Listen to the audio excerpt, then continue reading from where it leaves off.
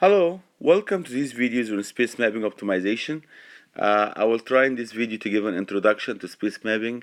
I will discuss only the basic concepts and this video is intended for educational purposes. I would like to, maybe in the beginning, to thank Professor Slavomir Kozael from University of Reykjavik in Iceland for contributing some of the slides to this sequence of videos.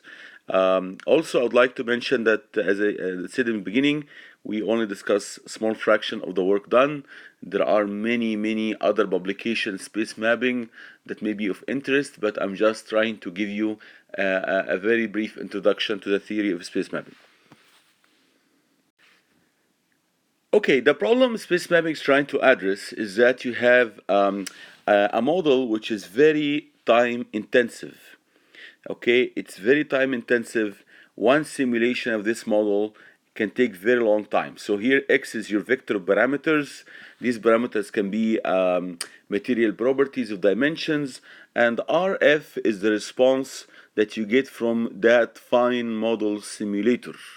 Fine model simulator is a simulator that takes a huge amount of time, but it is very accurate.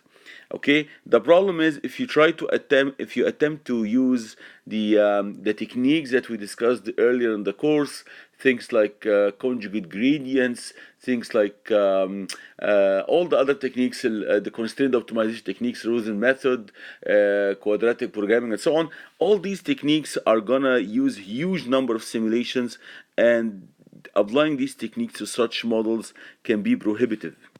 So the idea in space mapping is, let's use another model which is cheap, meaning it does not require much simulation time. If this model takes 1 hour to give us a result, this will give us 1 second. But this happens at the expense that it is less accurate. Okay, so we call such a model a coarse model or a low fidelity model, and we give it the symbol R coarse, RC of X. So Rf of x is the response obtained from the accurate but time intensive model, and the Rc of x is the response obtained from the less accurate but fast coarse model. The target is we try to take advantage of that coarse model so that most of the optimization work, most of the simulations are done on the cheap coarse model. Okay, and we try to use RC of x often in our calculations, and RF of x is really used very sporadically. We require only very few simulations in the fine model space. Okay, so the target is, don't use direct optimization as we explained earlier.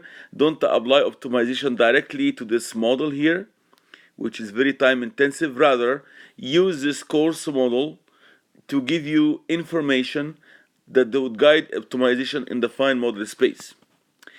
The assumption here, and this assumption is extremely important, is that even though the coarse model has reduced the accuracy, it's still based on the same physics as the fine model.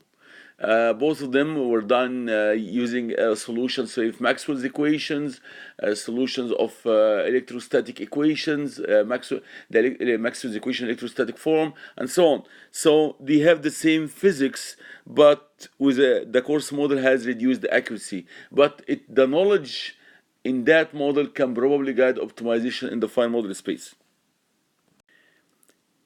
This diagram, and this has been used by many to illustrate the idea, really gives us a summary of what's happening. Before we use space mapping, we used to do lots of simulation in the fine model space. So we do lots of simulation in this space, and this would be time intensive. The target here is, let's shift most of the simulation to the coarse model space. So this is going to be very fast until we get a design here, and then we try to map that design to a good design in the fine model space. And we do that by using as few as possible simulations in the fine model space. Usually, space mapping will give you a result within n simulations, where n is the number of parameters that you have. X here is the vector of your parameters, and n is the number of parameters in x. Okay, so the idea is, let's do most of the optimization in the coarse model space.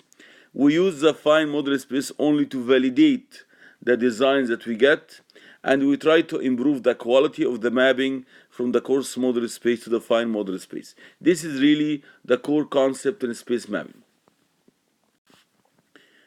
One possible example of a coarse model and fine model is that you have a finite element model. You are solving some physics-based problem, and you use this coarse mesh here in the coarse model.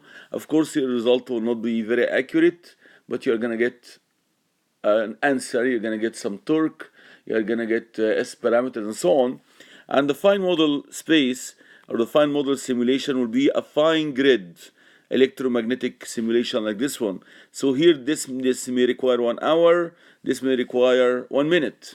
Okay, so I'm trying to use most of my optimizations in this space, and I will use the information I get from this space to guide optimization the other space. So the result I'm going to be obtaining is going to be accurate. It's going to give me a good response in the fine model. Okay, but I'm not going to be applying direct optimization to the fine model, but rather to the coarse model, and then I'll try to establish a mapping between the two spaces. One of the steps used often in space mapping is called parameter extraction. What's parameter extraction? Assume that you have this point here in the fine space. Okay, so this is a set of parameters, dimensions, material properties, and so on.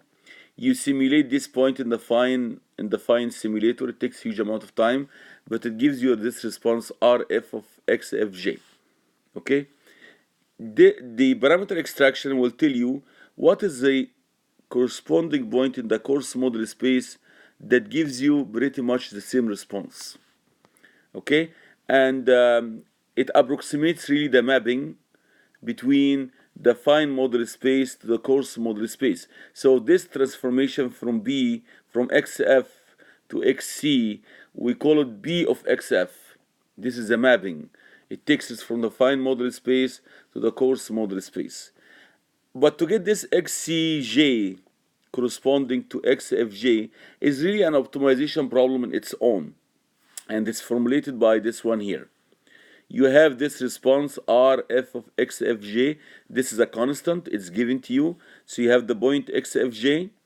You carried out an electromagnetic simulation or some other time intensive simulation, and you got your response RF of XF of J. You have this response. Once you have it, you treat it as a constant. And then you ask yourself, what is the point in the coarse model space whose response will be identical or as close as possible to RF of XF of J? So we're trying to minimize the norm of the difference over all possible XC.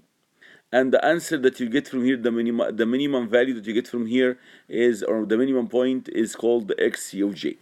So this is the parameter extraction, and this parameter extraction, you can solve it through any of the techniques we learned in our course. We used many techniques, conjugate gradients, Steve's descent, all type of techniques, pattern search, whatever technique you like to use, you can use it to get this XC of J. So XC of J is the point in the coarse model space whose coarse response matches the point XF of J, whose response is RF of J in the fine model space. Okay, so we're trying to minimize the norm of the error between these two. And remember here, we treat this vector as a constant, and our target is to change XC such that RC of XC matches the given vector of responses in the fine model space.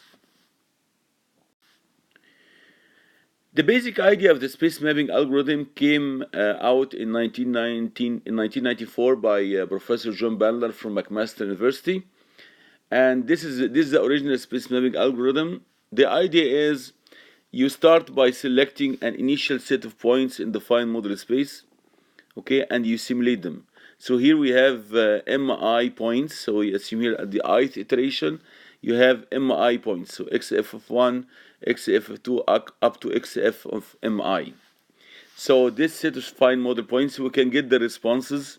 So we can get the RF at this point, RF at this point, and so on. So we carry out MI intensive fine model simulations. Okay, now we do parameter extraction for each one of them, and we map each one of them to the corresponding point in the coarse model space. Okay, so we're gonna do the parameter extraction step I discussed in the previous slide, MI times. We extract the point corresponding to this one, the point corresponding to this one, the point corresponding to this one, and so on. Okay, so we solve this, and this, by the way, this parameter extraction step should be fast. Why? Because you are optimizing in the coarse model space. You are changing the coarse response, so it does not really take much time to get this set SC. So we start with a set of fine model points. We're able to extract a corresponding set of coarse model points. Now we approximate the mapping of the two spaces from the fine model space, the coarse model space, through this matrix BI, which is n by n, and this vector CI, which is n by 1. Okay? And our target here is to find BI and CI. So the mapping in general, B, is nonlinear. It's nonlinear. It takes you from a fine model point in the fine model space to a coarse model point in the coarse model space with the same response. Okay? But we're going to approximate it with this linear mapping. A matrix B of I, which is n by n, where n is the number of parameters, a vector C of I, which is n by 1, and where n again is the number of parameters. So how do you get BI and CI? Well, we have these two sets.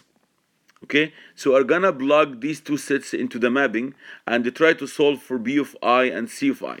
Let's see how we're gonna do that in the next slide. The mapping can be written in this form here. I create a matrix. Every column here is a point in the coarse model space. I create another matrix. Every column here is a point in the fine model space, but they have ones in the first row. Okay, so 1 and then xf of 1, 1 then xf2, and so on. If you put it this way, you will see that this AI here is a matrix that has n rows and n plus 1 columns. The first column is CI, the unknown vector, and the n by n block here is the matrix B of I.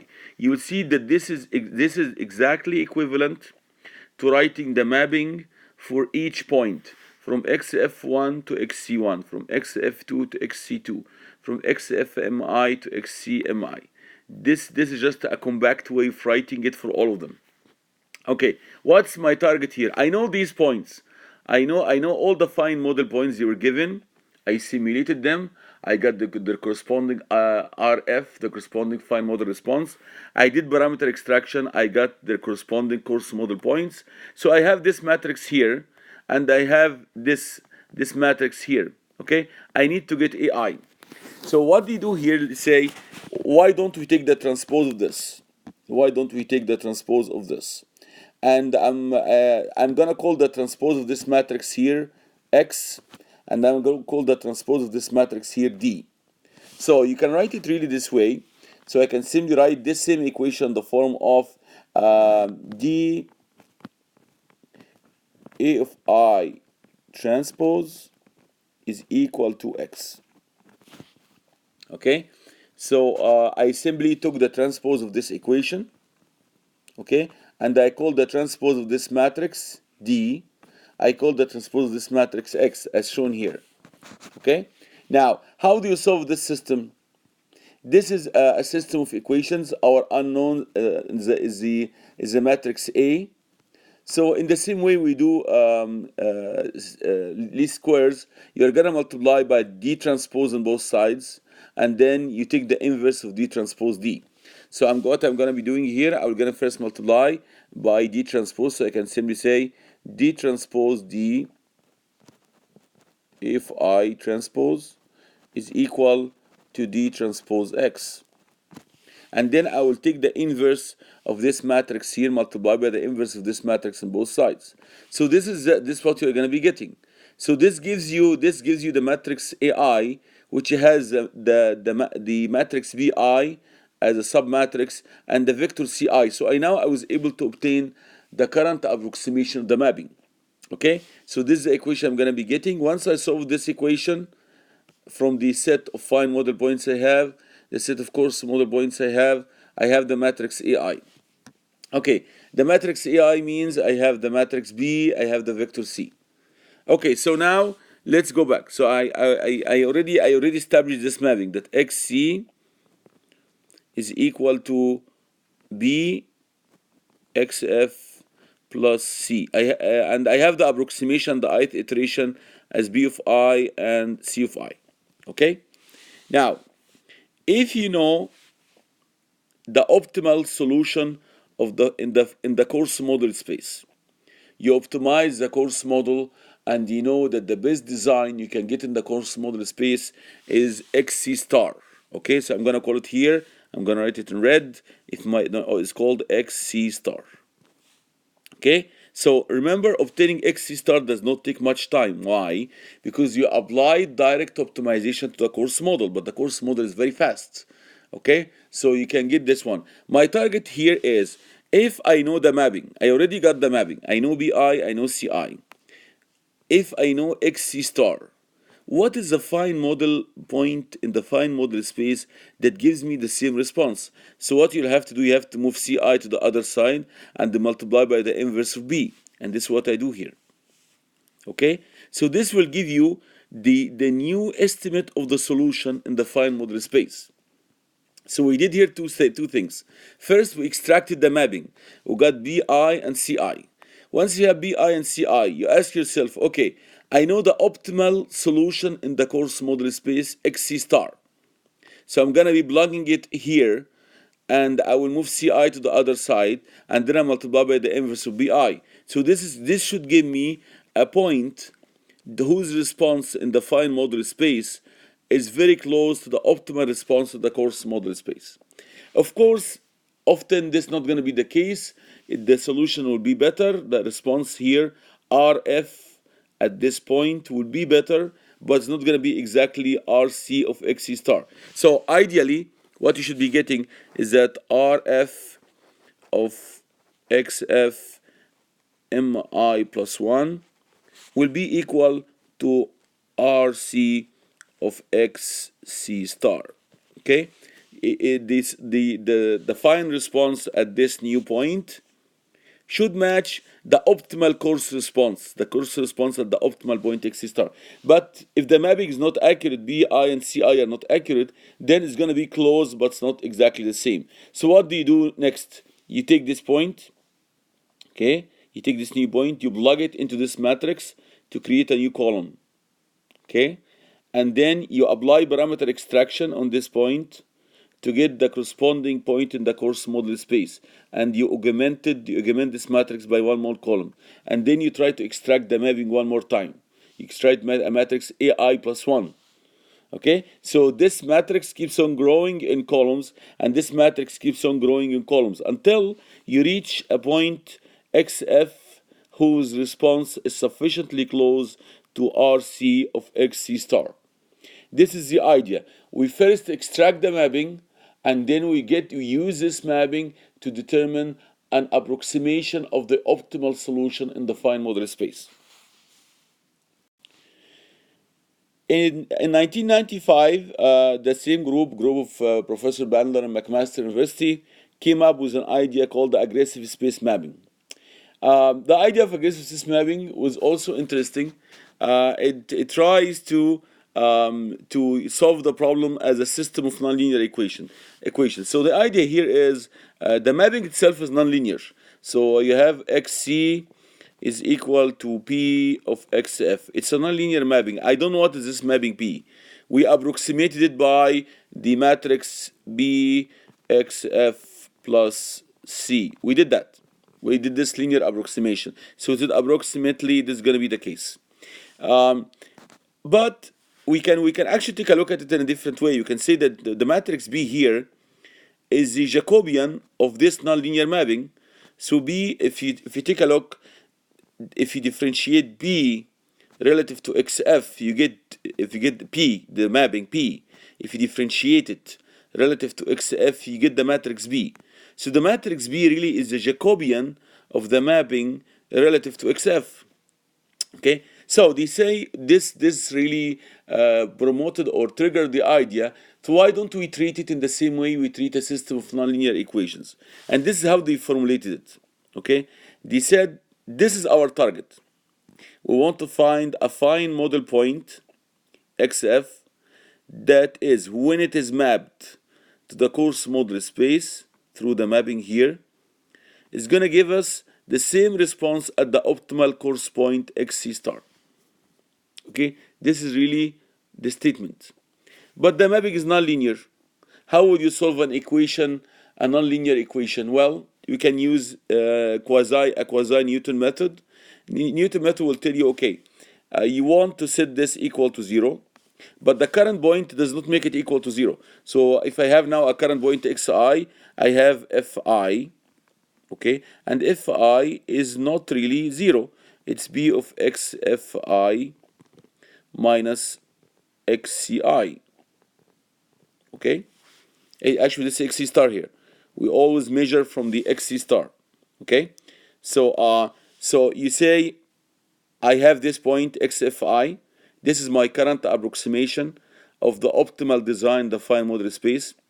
If I apply parameter extraction to it, I'm not gonna get the optimal response, and as a result, this mapping will not be equal to xc star. So this vector here is a vector of errors in the coarse model space. Okay, what's my target? I would like to change xf from xfi to xfi plus 1. So I'd like to make a perturbation of hi that will force this to be equal to 0. Okay, that will force this to be equal to 0. So as you could see here, this can be written as this is really a Newton step. You say that J delta X is equal to minus delta F.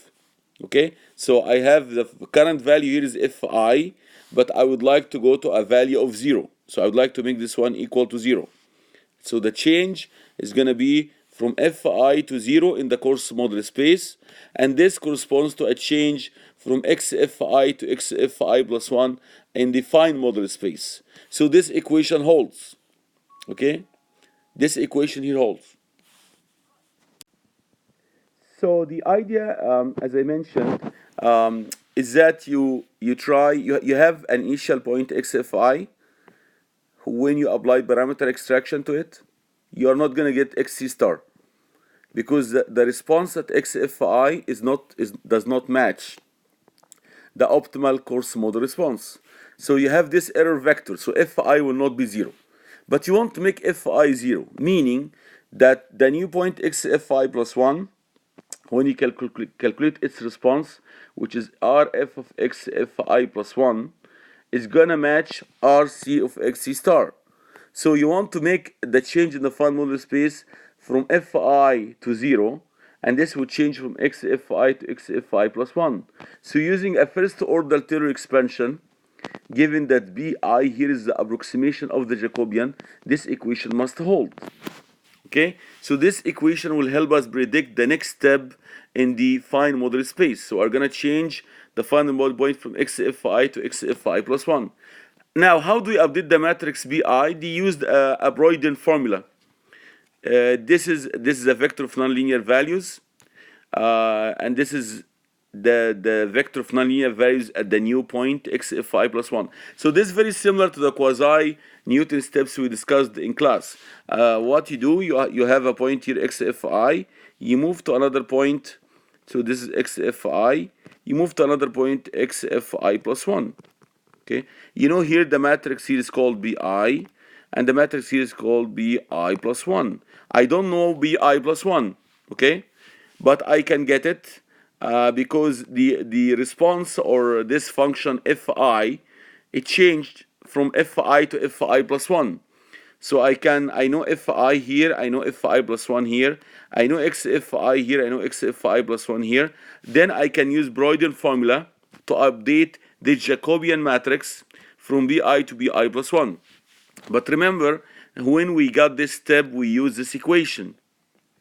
Okay, the step was obtained through this equation. So these two will cancel out. These two will cancel out. And you're left only with fi plus 1. Okay, so anyway, so what they tried to say, they tried to convert it into a solution of a system of nonlinear equations and try to solve it iteratively through a Taylor step. So this is like J delta X is equal to minus delta Y, okay, or minus delta F, the change in the nonlinear system of nonlinear functions. Okay, so this approach is faster. It does not require an initial set of points. You can start by the matrix Bi in the beginning to be equal to the identity, and then gradually and slowly adjust the matrix B until you get your optimal fine model point. When does it terminate? When the vector Fi is equal to 0. If the vector Fi is equal to 0 means that we reach the point xf whose response that's when mapped to the coarse model response gives us xc star. So meaning that the response at xf in the fine model space and the xc star in the coarse model space are the same, which is really our target to obtain this point.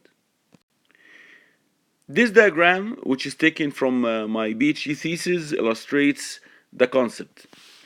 You have a point at the ith iteration, you have a point xfi, okay? You can calculate its response. Its response is Rf of xfi.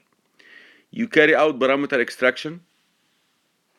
You get xc of I. xc of I has a response that does not match the optimal coarse model response. We know what's the optimal coarse model response.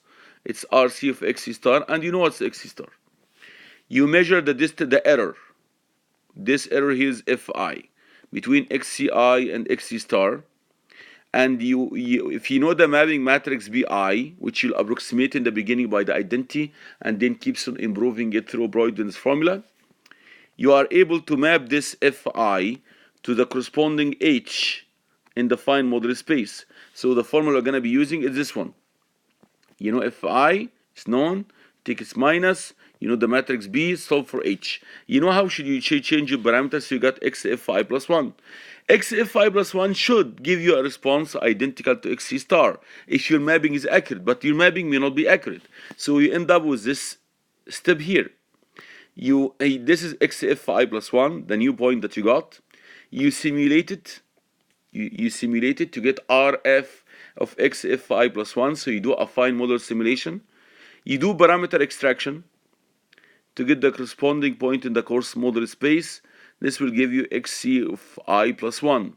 But xc of I plus 1 still has a response which is different from the optimal coarse model response. The error, the difference in space is small.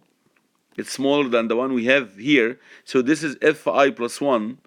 The distance between xc of I plus 1 and xc star is less than the distance between xc of I and the xc star. But still, it's not 0. Because our target is to make this distance 0. Which means that the response here is identical to the response here. Now, we take this fi plus 1. We know fi from the previous iteration. We know xfi plus 1. We know xfi. We use Broyden formula to get bi plus 1. And then we use Broyden formula to update the b to get bi plus 1.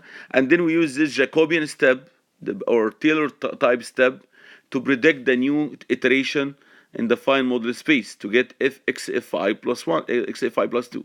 So this is your new step, okay? And then you calculate the response at this point. So you get Rf here. You map it back to the fine model space, and so on. And you keep on doing that until the vector fi goes to 0, which means you solved your system of nonlinear equations. This is another example of the application of space mapping. You have a filter. This is a microstrip filter. It changes the impedance from one value on one side to a higher value on the other side, and you do it through a step. You have here how many parameters: the length, L1, L2, L3, the width, W1, W2, and W3. Okay, you have these 6 parameters. This can be simulated through an electromagnetic model, finite element model. Okay, it can take long time depending on the electric length of this filter or transformer here. There is another model. This model is circuit theoretic. We know these models for these steps. These steps, you can get their ABCD matrices. This is high frequency. So we can calculate their ABCD matrices, and then we can cascade them. Using circuit theory, and we obtain the response almost in a fraction of a second. So at that time, this would take maybe 10-15 minutes. This will take a fraction of a second. Okay, this will give me the response, the S parameters. This is gonna give me the response, the S parameters. This is a fine model. This gives me RF of XF. This gives me RC of XC. So we start first by optimizing this one to obtain the optimal length and the optimal width in the coarse model space. This becomes XC star. And then we start by an initial guess in the fine model space, and then we keep on applying either the original space mapping or the aggressive space mapping to get the design to keep on improving our guess of the optimal fine model values. So this diagram is again taken from one of my publications, this area, and it shows this is the coarse model response here, okay, and this is the corresponding fine model response in the beginning. You can see the fine model response deviates from the coarse model response. It violates our constraints. So this is RC of XC star. This is the optimal coarse model response at the optimal coarse model point. And this is a fine model response at the optimal coarse model point. So what happens here is that we use XF of 0 at XC star. We use our initial guess for the optimal design in the fine model space as the optimal design in the coarse model space. And then space mapping will carry out a number of iterations until it reaches the optimal design. So after a number of iterations, you see we managed to approximate the mapping. We kept on updating the matrix B. After a number of iterations, we changed XF. XF was a change from XC star to B minus 1 of XC star. So we moved from XF of 0 to XF of 1 to XF of 2 and so on until we got a fine model response that's almost identical to the XC star, to the response at XC star. Okay, so in this case the mapping is equal to 0, approximately equal to 0, because this point in the coarse model space and this point in the fine model space, they both have the same response. So now we managed to optimize the fine model using very sporadic simulations, very few number of simulations, the fine model space. Most of our work was done in the parameter extraction, which is done in the coarse model space, and then the optimization of the coarse model to get XC star. I'm showing you here some publications related to this lecture. There was so much work done after that by the group of Professor Bandler, Professor Kuzail in University of Reykjavik in Iceland, Professor Qiuzhi Zhang, Carleton University, and many others. Okay, but the references I'm showing here are the ones related to the current slides. The current slides I've already discussed. This is my thesis. I already gave you access to this one in the. You have access to that in our extra folder. This is a review paper that I co-authored in the year 2002. And these two papers discuss the original space mapping technique and the aggressive space mapping technique. These other papers discuss variations of the space mapping that I worked on in the first few years. In the first few years that followed this initial work. I'll be adding one more video. I will go to discuss space mapping as a surrogate, as a surrogate based optimization. So it was a little bit of a step that was made in the year 2000, and since then space mapping has been treated as one of the possible surrogate based optimization algorithms. So I'll be discussing this in the second video, which I'm going to be adding very soon.